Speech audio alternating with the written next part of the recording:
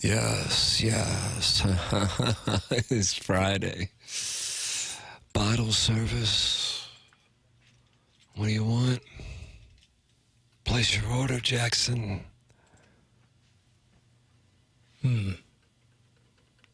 Ciroc. Oh, is that right, really? Blue Dot. Tribute to Diddy from Jackson Burkett to open up the program. Never mind. Strong start. It is Balloon Party 101 ESPN.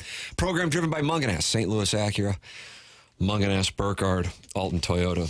At least it was up until that Ciroc endorsement. Jackson, it's a Friday, and that means we've got the six-shooter. And you gave us a little tease on TMA today of what you have. And I think this is going to be a strong six-shooter. So I want to yield the floor to Jackson Bennett Burkett, who is in a tizzy over what the Mavericks did last night, but maybe even more so the way the Cavs shot from the field in Boston. And that will be the focal point of the next 60 minutes here on 101 ESPN. As much as I would like to talk about the hot shooting nights for the Cavs and for the Mavs, nice little rhyme right there. Yeah, that is sick. I didn't even think about it. I'm going to get into a big picture question right at the jump here. Wow. To allow a possibility that if, this topic really takes off and it lights a fuse, not only you, but people on the text line and in the YouTube chat. Yeah, I see Droid Effects is in there, and he's on board. He says, good man, Jackson, Ciroc is the way to go. Look at Droid Effects. So he's on board. I've already ejected from that. I will drink water, H2O. We'll just take water over here at the table. Yeah, that gets the people going. Tell the bachelorette parties probably want to find somewhere else to go. We have ice water. That's right. This big picture question I have, Tim, and I previewed it on TMA today. Do you think sports hold the same cultural importance in 2024 as they did in, say, 2004? Would you say more or less? If more, why the uptick? And if it's less, why the downturn? And then looking at the next 10 years, do you think it will increase in significance or decrease? Lord. I like that, though. It's my ball marker placer. It's like a little fidget tool. Yeah. If you're watching on YouTube, what a treat for you. It's a nice sound effect on it, too. I love the question. And let this be clear. This is not personal. I think today we have an obligation to this audience, our people. They've become our people. Maybe in January of 2022, we thought the relationship wasn't going to last long, but here we are 30 months in. And I feel like the relationship has gotten more passionate. It's gotten hotter, actually. Mm-hmm. And the people probably want to talk about the Cardinals a little bit. Okay. Yeah, that's fine by me. But then I love the question. Yeah. I just feel like today, maybe yesterday that would have been it. You lose a Sonny Gray start. You could be 10 games out. I feel like, now here's how I described it. The moves I think the Cardinals are going to make, they somehow don't make them, and then they do something that I go, what the hell? Such as the Marmol extension, the Carpenter contract. Yeah. Litany of other things. Yeah, it's just, the Marmol extension is like, once I name that, it's like, how do you follow something else up with some, I really do think, and I could be off the mark here. I think that if this continues, and I don't really know why it's going to all of a sudden turn around, they get, 3 against the Angels, but crap, they couldn't beat the White Sox. Yeah. You could be 10 games out on Sunday. 10 games out. And double digits under 500. Wow. And you're talking mid-May. Yeah. And you've already seen the impact on attendance as it is. I think that they would do something. Now, I don't know what it would be. I want to make that clear. And then also, I am the same person who thought from 2019 to 2020, I believe, but maybe it was 2020 to 2021, but I can't imagine because that was pandemic time. It was 19 to 20 because you weren't even working on a show. Marcell Ozuna was no longer going to be on the team, and you said, well, they're going to replace his bat. That's what it was. Yeah. And I was getting ready to have an interview with Mozeliak down in Jupiter when the pandemic shut everything down. Right. And I was so excited about that interview because I'm just like, what? I don't get what you're doing. And I wasn't going to yell at him. What are you doing? But I'm just like, just explain to me, the offense wasn't great, and now you lost Ozuna and you didn't replace him. What's going on? Right. And then they didn't do anything.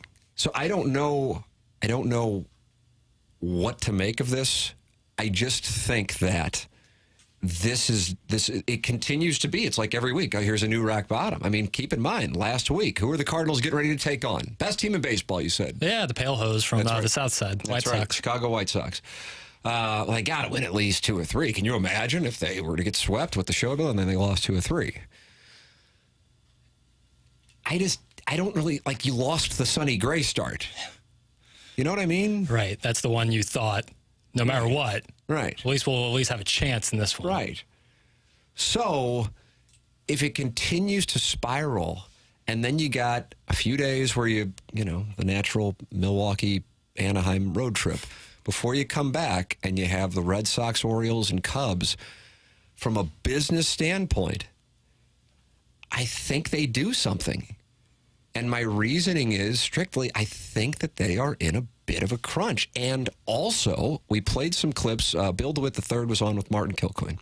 I'm a Martin Kilcoyne lemming. And he asked him about the stories that have been out. It started with another place. He cites the RFT. Do you have it for me?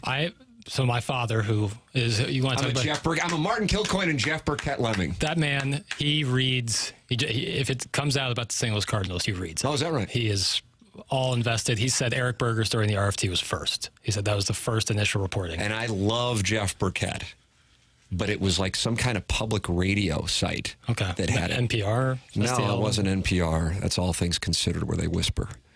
All Things Considered. Yeah, they were the original ASMRs. We need to talk about that. The mic would be right in the bottom of their esophagus. I'm telling you. But, and then the RFT wrote about that. Okay. And then the Post-Dispatch wrote about it. Right. But in between, the Business Journal actually talked with Bill DeWitt III. Mm-hmm. Now we have Bill DeWitt III's voice. This is courtesy of Martin Kilcoyne. This is Scoops with Danny Mac, the website. And take a listen. The RFT did this article that, the article title was Cardinals Seeking Public Funding, which is just a lie. I mean, we're not out there seeking anything. I don't even know what the full project is going to look like. We're just embarking on that process of determining those big items, the sequence of those items, and then the next step would be, how we would finance it. So all of that's a little premature. So I say this just because Bill DeWitt III has been in the market now for, as long as his father's owned the team, really, but he's had more prominence recently. Either way, I think most people in this listening audience, and certainly not everyone, would agree that he isn't a guy who attacks the media. Right. He's pretty level-headed. Mm-hmm. And for him to flat out call it a lie, that's coming from somebody that doesn't just run around, and if he doesn't like a story, he goes after the media. That's what I'm trying to say. Why do I bring this up?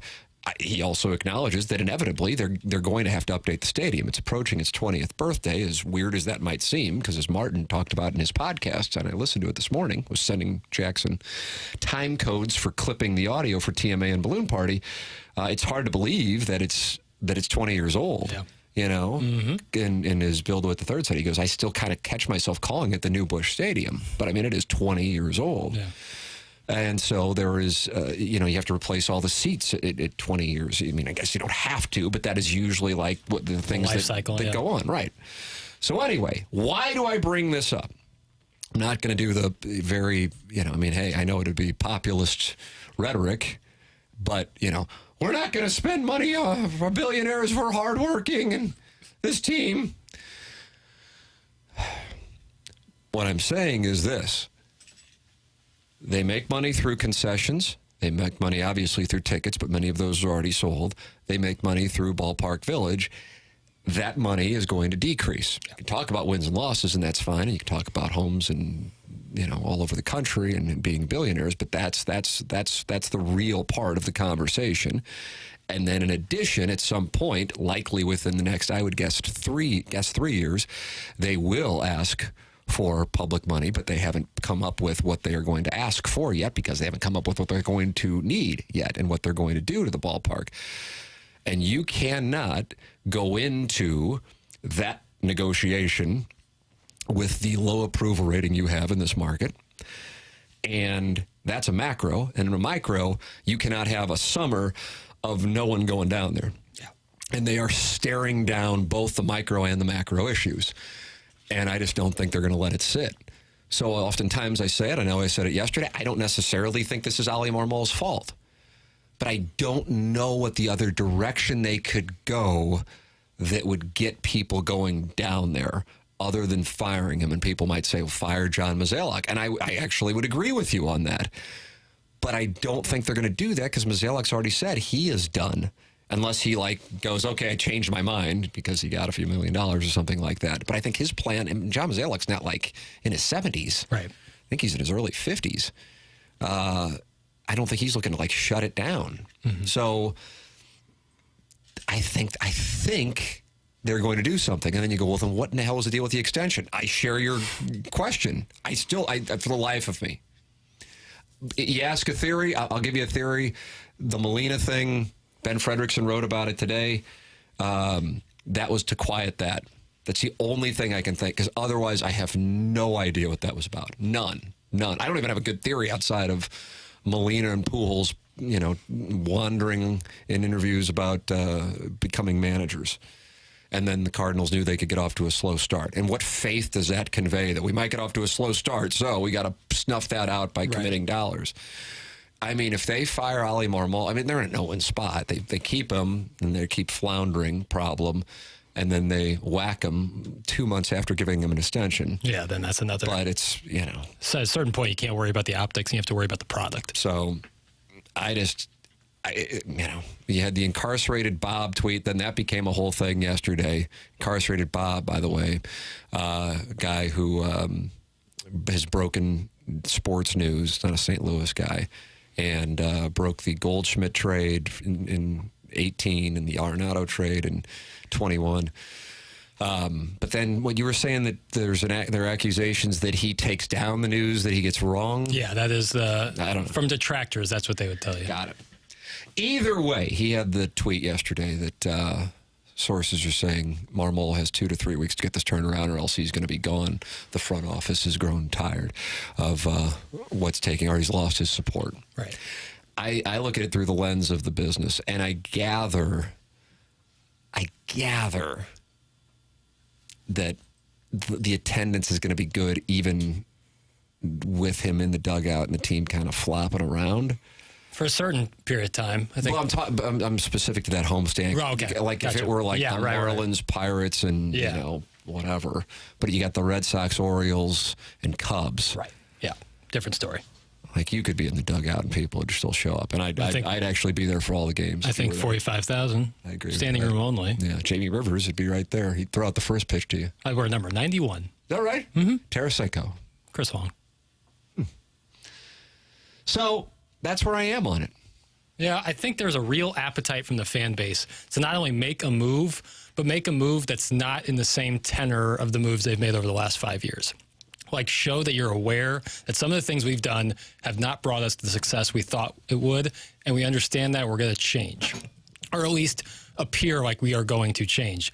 But if you're going to do a move where you replace somebody who's also not a first, has not managed before, or isn't somebody like Yachty, who's an all-time legacy player, which is something that they haven't done. Matheny, yes, but Yachty's at a different level. I think they want to see something done that isn't in the same pattern of past practice like they have over the last 5-10 years.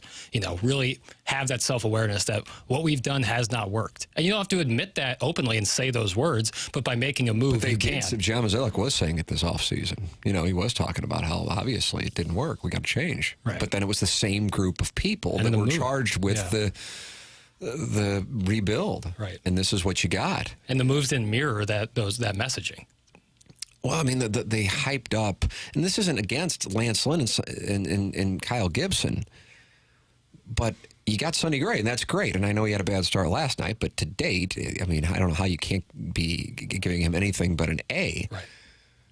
But by bringing in Kyle Gibson and Lance Lynn, you were like, okay, good, let's go get him. Mm-hmm. You got to make up 20 wins. Right. Is that, and I was so confused by it. Well, it's like the victory tour about, we fixed the pitching, and so we felt so good about the club that we gave Ollie the extension. I'm just going, what doing? And by the way, how excited are you that Yachty's going to be around? Right, the bright, shiny object. I mean, you know what? I think Yachty's with Kim Gardner somewhere. They're both hiding somewhere. I don't know where they are, but that's what's going on right now.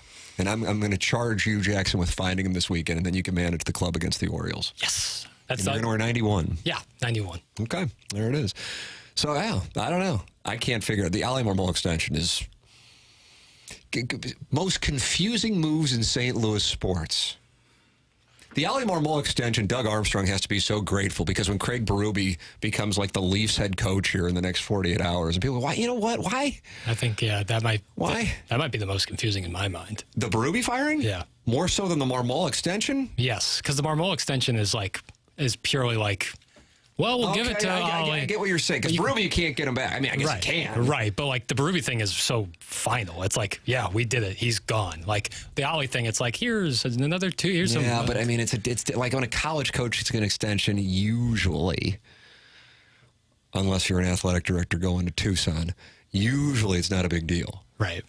But with the baseball move... Yeah, it's a different deal, especially coming off of last play. I mean, what in the world? Right, it's rare. It's unbelievable. I wish that would have happened at 10 o'clock instead of at 12 o'clock that day. Yeah, I think was it on a Friday? Yeah, it was. Yeah. Did we? No, I was out with some friends, and it came through, and I go, I wonder if somebody, like Brian Bartos, the media relations guy, and they send out the text. Right. That there's going to be a press conference. I'm like, I wonder what it's going to be. And I'm like, God, I hope it's not a Goldschmidt extension. And then with the benefit of hindsight, I'm like, oh my God. I mean, that would have been less shocking than this. Yeah. And then I'm out with a bunch of people and they're like, what? And they're like yelling at me. And I'm like, I sold my shares in the Cardinals. I don't know. Let's see what we got here. He was a bad coach. Nothing confusing. That's from the 636. What does that mean? It's a bad coach. Me, I haven't managed a single game yet. But my first move, Navy Road caps, baby. If we have to go buy them at Lids, if we have to buy them at Lids ourselves, we'll do it. I don't care. I'll pay for it myself. You got my support just like that. Yeah. Doesn't take much. I'll use my bonus. They did it to give Ali in the locker room confidence. It hasn't worked. That's from the 573. I mean, what is this? Like something out at Afton? We might be going to Cooperstown, but we need some old guys here to lead. Yeah. And we don't have confidence unless you extend our manager. I've never really gotten the lame duck thing where it's like, well, you can't have a lame duck manager. It's like, well, I mean, if somebody's earned a contract extension and you want them around, you take care of them. Right. But if they haven't performed, then that's a different kind of conversation. Right. You know what I mean? Kind of not having a contract as much motivation as a manager can have, because, again, I just don't think they can really crazily impact the game that much. But if you're looking for a little carrot to dangle in front of you, maybe not being under contract the next year. It's 10:23, so I'm super late for a break. I'll take a break, come back with more on this conversation. And I like Jackson's macro conversation, but maybe we'll just be on this whole show. Hell, I don't know. This is Balloon Party 101 ESPN.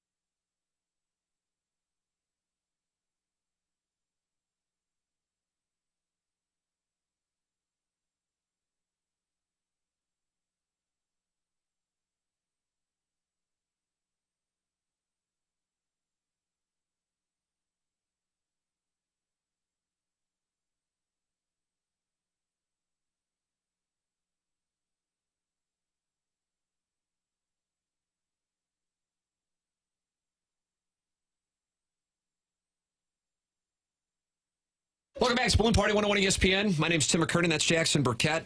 Jackson, we got 33 minutes. I want to see you maximize this. How are you going to do it? By being great. Nice. Frick James is in the YouTube chat and says, Yachty's chilling on a beach somewhere waiting for the call. Could be the case. Very well could be the case. I don't know if they'd go with Yachty right off the bat. I don't know. I think it would be the right move business-wise. Baseball-wise, up in the air. I share your opinion on that. Baseball-wise, who knows? But in terms of business, putting assets, the real question is, do you do it before or after the homestand? If you are to do it. This big homestand with the Orioles, Red Sox, and Cubs. I mean, if you lose the next, 5 or 6 before the homestand. Yeah. Maybe the Brewers are just, actually a very good team. That could be the case. That doesn't change the fact that the Cardinals are a bad team. But the Brewers might actually be pretty solid. I don't know, though. It's tough to tell. I think you're starting to argue with yourself a little bit. I am. I'm returning to, the potting soil brain from yesterday I had a little bit. What was going on with that? What's going on with it now, for that matter? Sometimes I just... Potting soil. Sometimes my brain and my mouth, they don't work in unison. So radio was a good career choice for me. Yeah, I like that. Jackson, they were kept in check yesterday by a gentleman of the name of Tobias Myers. Hello, Tobias. Tobias Harris. Stock is dropping in Philadelphia. Let's see what we got here. He after giving up an earned run yesterday, Lars Nootbaar, yard work, the ERA dropped to 5.29. So he's in the Cy Young conversation. Came in with a 6.23. I don't know what to make of it. Why would Yachty want to coach this team? That's from your mom's boyfriend. Well, if he wants to be a manager in Major League Baseball, this would be a job to do so. My dad's going to be alarmed hearing about that. like if you want to be a fireman and they have a fireman's job opening up and you have the correct qualifications. Sick analogy alert. You would apply and you got it. That's why you would take it. Even if maybe it's not the greatest fire station in the world, you got to start somewhere. Even the best fireman started somewhere. Ollie should have been let go last year. That's from the 618. I don't see it that way. I really don't. Yeah. Because they had 2022 isn't that far back. It was a good year, too. Damn good year. I mean, again, was Bruce Bochy going to be able to manage that pitching staff last year? I just always go back to that. And it doesn't mean that he's great. And I'm, like I said, I do want to ask that. I'll ask the audience, too. And I don't want to put you on the spot. But since 2000, most shocking St. Louis sports transaction, and I'm going to include the University of Missouri and the University of Illinois and St. Louis University, so we're going to go colleging as well. Shocking. Shocking. The Berube one, that took me by, and I know I'm not as well versed in that subject. Yeah, but I swear to you, when Kyrou gave up that puck against the boards and they emptied the net and they scored, I'm just I wonder, it'll be so fitting if that's the way that it goes down. I wasn't expecting it, but the Marmol thing, if you would have given me a percentage and I go an extension for Oliver Marmol, I don't know. Single digits for sure. I don't even know if it's in play. Right. Berube getting fired, I would have gone, I don't know, 10, 15%. So that's what, okay. Hey, it's subjective. Yeah. I'm not saying that I agree with it, of course. I'm talking about surprise. Yeah, I think it kind of speaks to the nature of both the Blues and the Cardinals, and to much lesser extent the Rams, where shocking moves kind of aren't their brand, more calculated plays. That's why it's sitting there. It's I'm asking for a poker player that clearly is losing their stack to go, hey, you got to change up what you're doing. You're just bleeding here. Yeah. And then they just keep bleeding. And then I go, why did I think all of a sudden they were going to turn into Phil Ivey? This is who they are. But I think you become Phil Ivey when you go, oh God, we're going to lose money at Ballpark Village this year. We're going to lose money at the concessions, the attendance, the tickets. And we're going to go asking the public for money at some point in the next few years, and the television thing's unstable. We have to do something. We don't have a choice. So we've got to get uncomfortable. We've got to. Yeah. Well, that's what I'm thinking. But you're right. As far as behavioral patterns, it goes totally against it. Right. Pietrangelo, bringing back Pietrangelo. No, by the time that happened, that was unfortunately pretty obvious. Were people, you would speak better to this, were people shocked in 2011 when they moved Rasmus, or was the writing kind of on the wall on that one? That had been building up with his father coaching him, and that was irritating Tony La Russa. God, I don't know. I'm really in the tank on this one. Let's see what we got here. Let me look in the text inbox. Pujols moving to L.A.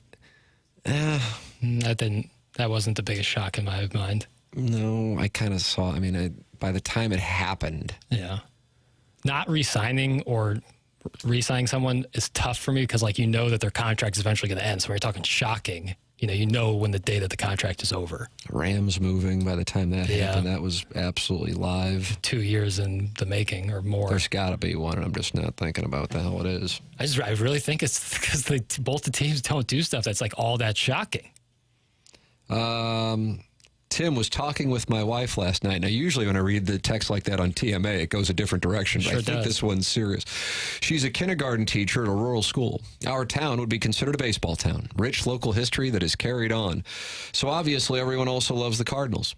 She was saying that she isn't even seeing any kids or parents that wear Cardinal shirts anymore. It's all city clothes now. I love our 11, so I'm all for it, but just kind of surprising. The Cards have fallen off. That's from the 636. Yeah, as far as what sports merchandise you see people wearing, bumper stickers, City has cornered the market. Yeah, I would, and I think that is a very important observation to note. But I think in the overall grand scheme of things, that might be a bigger indictment of baseball itself, less so than the Cardinals in particular. And I also would say, and I think even like the hardest of hardcore City supporters would agree with this, it is still new. Sure. And the first year was, the stock was already, I was buying all day long, and then the stock went higher than I even thought it was going to be. You know what I mean? Oh, yeah. So they have great momentum. With that said, that doesn't denigrate at all the passion for it. But yeah, I agree with you on the baseball observation. And this is, we've talked about this. Randy Carricker was in here a couple days ago and saying he hasn't seen anything like this since 95. So in other words, you haven't seen anything like this in the DeWitt era. Yeah. Yep. So it is, it's all out. Okendo should have been hired before the Cardinals hired Mike Matheny. That's from John Scores. Secret weapon. There's a lot of Okendo discussion going on in the YouTube chat. Jackson, going in there, see what's doing. I could coach third base. I could see that. I'd be send heavy. Schilt firing was big. Yeah, good call. That's a good play. The Marmol thing still, to me, as far as surprising goes. But, both of them I would have given, I don't even know what percentage chance. The Schilt one, really, that one floored me. That one shocked me more than the Marmol one. Mike Schilt, by the way, was a fine manager. But this is like when a rock star dies at a young age and they all of a sudden become, canonized. He was fine. But, do you think if Mike Schilt were in the dugout that this team, like Paul Goldschmidt, would be able to hit a fast? It just becomes like, let's complain about the managers. But if you complain about a player, then it's like, oh, you're out of line. It cuts both ways. I don't know why both can't be observed. Yeah. They're not personal, at least as long as they're not personal. And our stuff sure as hell isn't. All right, we got a break. It's Balloon Party, 101 ESPN.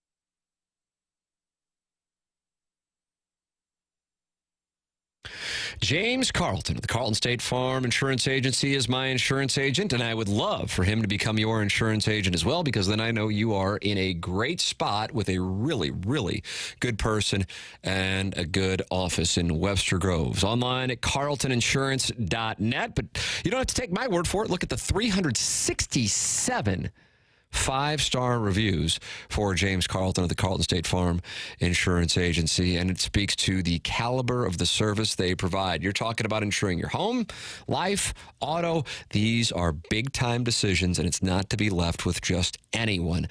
And with James, they are proactive, and if you need them, they are there. You call right now, 314-961-4800, and somebody is answering the phone who is in the building to help your cause. You're going to to talk to a live person and get the answers you need immediately. It's James Carlton. 314-961-4800 or online at carltoninsurance.net.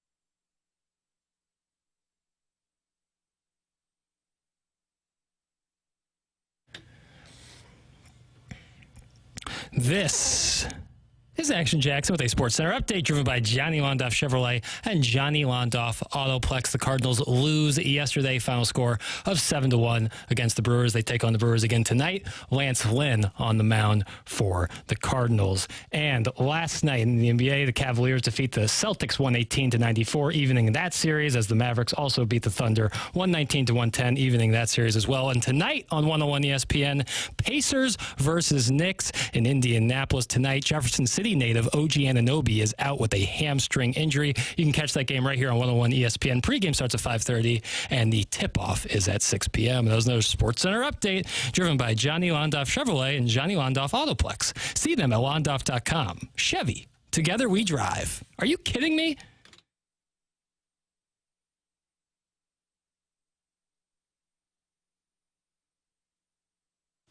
$166 Friends of the Feather gathered in the YouTube chat right now. Jackson, why don't you get in there and talk it over with the people? Yeah. Talk Mavs, talk Cavs. Talk OG. What up, OG Anunoby? Bishing about sports. You got a beef? A.J. Brown. Oh. Troy Defects, Ryan Crawford, John Scores. They're all in there. Indeed, indeed. And they all love you. Yes.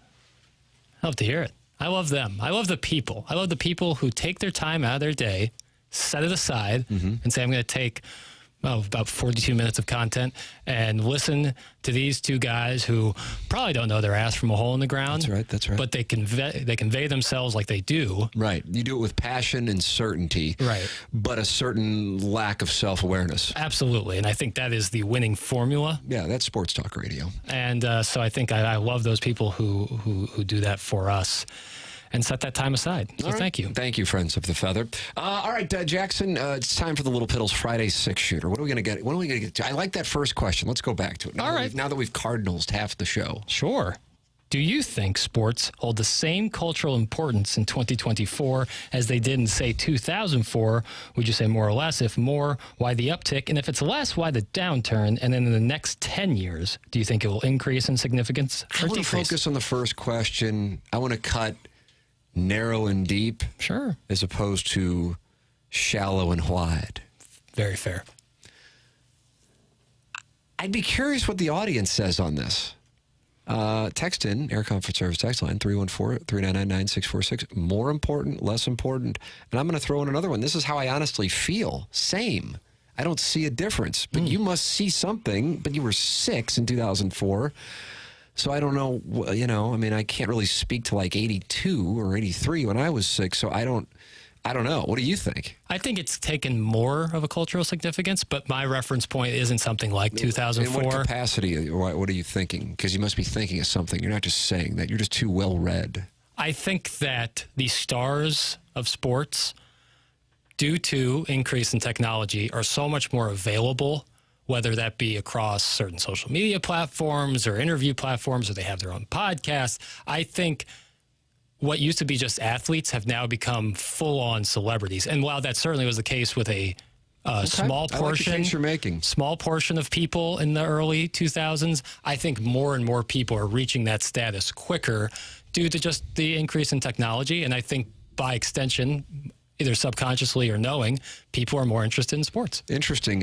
Eagles receiver A.J. Brown's in the YouTube chat. He says less because there are more and more content and entertainment choices to be consumed. Yeah, I think it's more of a case, though, of what's the thing about ships and rising tides? I can never remember that. No, that was well said. I think you just said it I just verbatim. think, like, the more the merrier, really. Like, I don't think it's necessarily cutting out slices of the pie. I just think it makes the pie bigger. I follow you. So there's more pie for us. Now, in some cases, like we have seen that the people have decided what is and what isn't necessarily significant. Like baseball has taken a little bit of a back seat. So, like, if you ask me on baseball, yeah, definitely. I would say decrease. Yeah. If you ask me on NFL and college football, for that matter, I would say increase all day long. Right.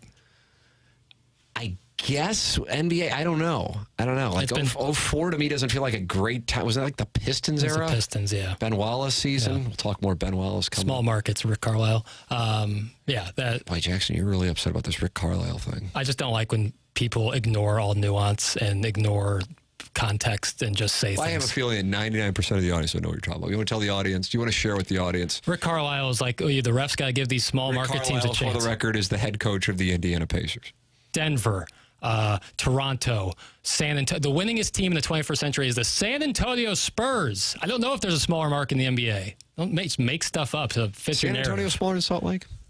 I don't know. That'd be right. They'd be Salt Lake's surging. They'd be neck and neck. They'd be neck and neck. Right. But either way, it's just I don't like. I think we're in blaming officials. We lean too much on. It's a crutch. All right. It's but that's beside the point. Did it in 30 seconds. I thought I'll see how 30 seconds goes if Jackson wants to get this off his chest. The Rick Carlisle. I love Rick Carlisle. I think he's one of the best coaches in the NBA. But I've never heard him held more accountable than on these very airways. The Knicks fouled the least in the NBA this season. The least. They had the least amount of fouls. College football's definitely increased. College basketball, in my opinion, has decreased. Would you agree with that? I think that the regular season has decreased. I think March Madness has stayed steady for the last 20 years. I don't know, but I see what you're saying. Cultural impact.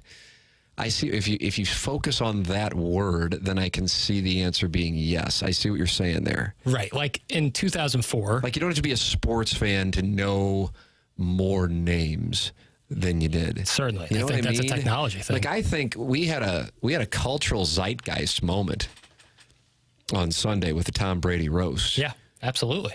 And I think there are all kinds of different branches of that trunk that you can go to, whether it be sports, comedy, but I just don't know if you want to go back to '84. I mean, maybe it could have, or go back to 2004. Excuse me. I'm doing what you're, the 20 years thing. Mm-hmm. I don't know. I don't even know who the quarterback would have been. Favre? I don't know. In 2004, as far as like that guy, and then having that collection of, there were A-list celebrities in the audience who were just there. I mean, I realized it was at the Forum in LA, but I don't, my point being, I don't know if you could have had that in 2004. Yeah. Like you had it in 2024, which is really weird. And then also that it went as blue as it did. I mean, I think that Sunday night, Nikki Glazer, who's in this building on a regular basis with the Courtney Show on 106.5 The Arch, and then we, pull her into our studio on TMA. But she's here for Courtney Landrum. That was like a night that, her career was already going quite well, but I think that put her in another stratosphere. Absolutely. And she happens to have an HBO special this week. She was on Stern earlier this week. And it was because of that roast. And it's one of those things that I've watched. I'm like, I think I'd go back again. And I've seen Edelman and Bledsoe and Jeffrey Ross and who else? Nikki Glazer with Stern. I mean, everybody's talking about it. And I don't know if you could have had that same impact because Brady goes into A-list Hollywood, goes into the fashion world because of Giselle. See what I'm saying? I don't know if it's social media. I mean, he's not a social media guy, but he just it's all about transcending sports. Yes. And I kind of think that's where baseball gets into a problem. They don't really have figures who transcend sports. NBA absolutely does. NFL absolutely does. It'd be great if the NHL did. I think you could have some great personalities coming out of the NHL if they can get to that level. But, I don't know. I like the question. I don't know. I feel like I could argue either case if this were like a debate class. And I think like when you like ask the masses, a lot of times people get their own opinions and they're like, well, mine is decreased or mine is increased. But like what we're looking for is like the culture. Like where's the discussion? Like when was the last time you worked in TV? 2005. How rare do you think it would have been where a sports story would be like actual top leading news, not just in sports? It happened a good amount. We would joke in the sports department, Steve Savard, Doug Vaughn, and myself, this is one that the news department's going to handle because it #transcends sports, although there were no hashtags. Okay. And we would laugh about it. Like we, as the sports guys, can't possibly handle this story, so we're going to go to one of the news reporters. Whatever. It's a stupid industry, but that did happen a decent amount. Okay. That absolutely happened a decent amount. I think it probably has happened in the last decade around here more, especially with the Rams situation. Yeah, but maybe if you went back to like 1994. It probably happened less there. I don't know if it's happening more now. I don't know. Yeah, I don't know. I don't get a chance to watch local news. Yeah, local news maybe isn't the best forum for that point.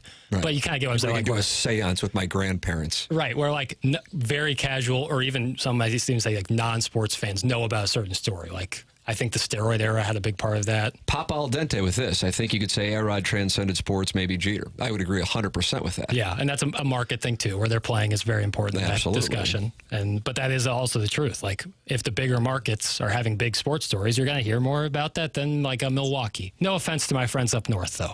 Yeah, Milwaukee, this show is starting to get syndicated, I think, in Milwaukee. Yeah. We thank them for... We're going Milwaukee and Shreveport. Yeah, that's where we're going. All right, Jackson, we'll break one more segment of Balloon Party for the week. This is 101 ESPN.